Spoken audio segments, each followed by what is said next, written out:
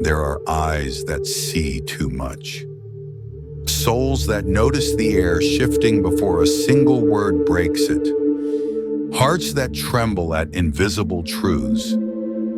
That sense the fracture beneath the smile, the sorrow behind laughter, the tension that never reaches the tongue. If you are one of them, you already know how heavy sight can be. You already know the weight of perception, that strange, invisible gravity that pulls you deeper into moments, while everyone else just walks by. To perceive deeply is to live with a secret you never asked for, a secret you can't unlearn. It is both your curse and your calling. Sometimes it feels like standing at the edge of two worlds, one where everyone lives comfortably on the surface, and another where you are submerged. Seeing the roots of things, the undercurrents, the silent causes behind every motion. And while others say it's nothing, you know it is something. You feel it. The invisible tremor of truth moving through the air. Carl Jung once said that until we make the unconscious conscious, it will direct our lives and we will call it fate. To see too much is to live close to that boundary, to feel the unconscious whispering through reality, to watch the threads of destiny tighten around human choices. But it is not easy to see what others refuse to. There is loneliness in lucidity. There is isolation in awareness. You notice what others don't. And so you begin to live slightly apart, not by distance, but by depth. You speak carefully, you measure words. You begin to hide your knowing because you've learned that people rarely want to be seen that clearly. So you carry your perception like a secret language, understood only by silence. You walk into rooms and feel the temperature of emotions. You sense the hidden stories behind every gesture. You feel when love is real and when it is a performance. And the more you notice, the more you ache. Because with every truth revealed, some illusion dies. And with every illusion that dies, a part of your innocence goes with it. There is a sadness that comes with seeing too much. It is not depression. It is not despair. It is simply the cost of awareness, the sorrow of no longer being fooled. Jung called this the pain of becoming conscious. It is the ache that accompanies every expansion of sight. For to see the world as it is, you must also see its wounds. And to see human beings truly, you must also see their shadows. We all carry a shadow. Everything we have refused to acknowledge in ourselves. Our fears, our pride, our buried desires, our shame. And when you see deeply into others, you are not just observing them. You are encountering your own reflection. Every lie you detect in someone else is a reminder of your own capacity to hide. Every manipulation you notice echoes your own secret hunger for control. Every wound you feel in others touches the memory of your own pain. That is why deep perception hurts, because it makes you a mirror, and mirrors can only reflect what stands before them. When they are clean enough to see through. To see others clearly, you must first see yourself without distortion. And that is the hardest task of all. The danger of seeing too much is not madness, it is exhaustion. It is carrying the emotional debris of everything you perceive. It is the constant balancing between empathy and overwhelm. You begin to hear the world in layers. A voice says one thing, but you hear 5 meanings underneath it. A smile hides grief. A silence screams. A handshake trembles with unspoken tension. And so, even in stillness, you are flooded with signals. Vibrations of human truth that never stop humming. You start to crave quiet, not because you dislike people, but because every encounter fills you. Every energy enters, every emotion echoes, and there are days when you simply cannot absorb another fragment of pain.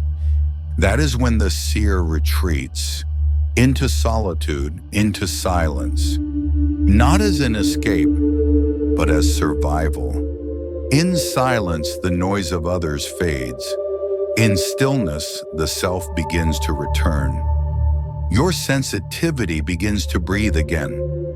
You realize that your perception is not a flaw, but a form of listening. A way your soul stays in touch with the fabric of life. To see deeply is to participate. To sense is to belong. You are not separate from what you perceive. You are part of it. And that realization that you are not merely watching life but feeling it unfold within you is where the pain begins to turn into power. For perception, when balanced with compassion, becomes wisdom. Awareness, when rooted in love, becomes healing.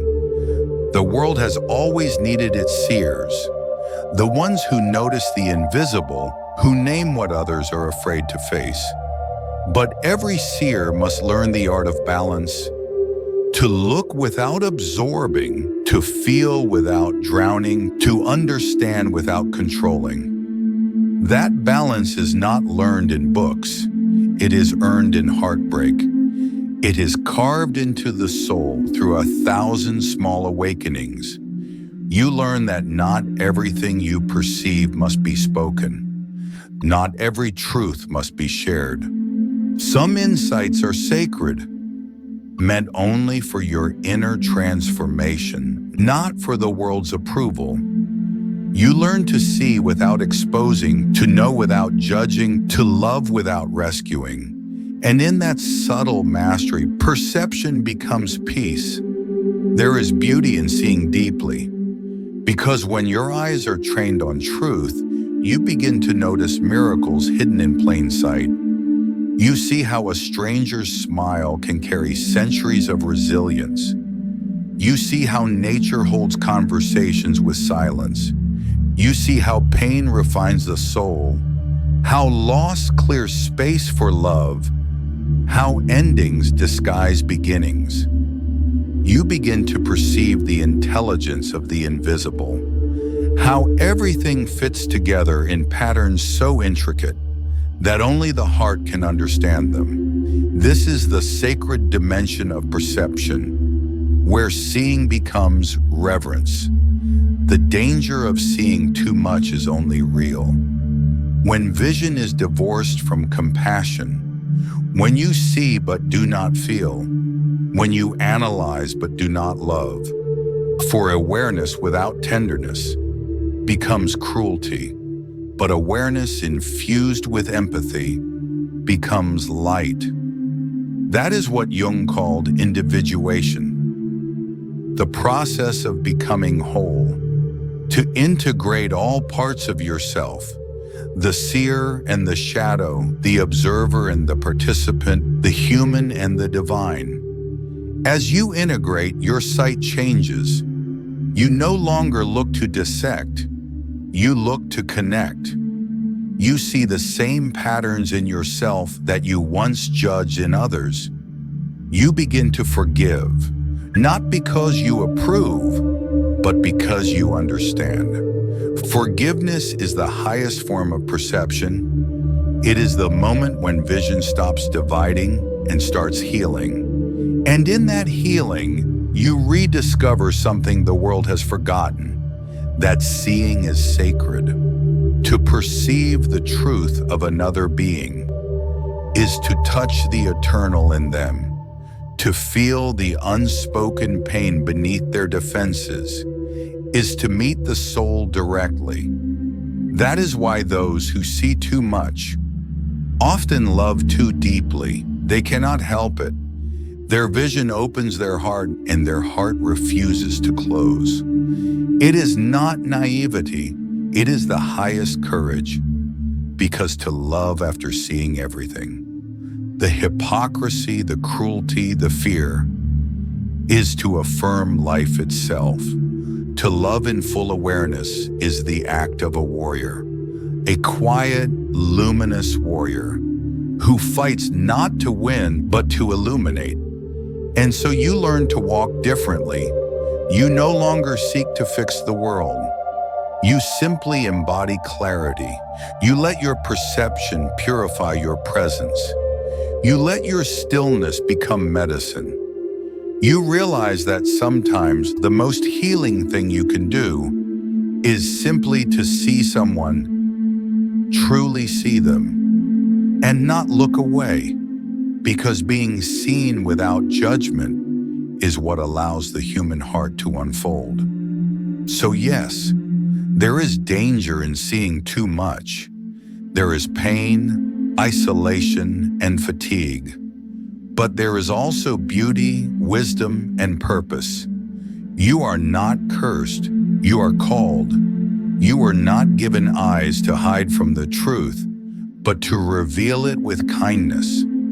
You are not made to fit in with the blind, but to help them remember how to see.